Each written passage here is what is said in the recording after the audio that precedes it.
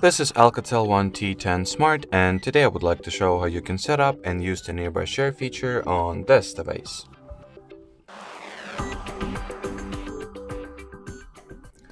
So to start, I recommend that you enable both Wi-Fi and Bluetooth, then expand the control panel shortcuts and find the icon that says nearby share. Here it is in my case, then touch and hold edit. Once you've made it to the nearby share page, you can easily turn it on by switching this toggle. Then you can also rename your device if you want to. You can also manage and control your device visibility. And then choose the network type that will be used for the file transfer. Now once everything is set up and ready to be used, let's test this feature out. So let's say I just took the screenshot, which I'll try sending through the nearby share and receive it on my tablet.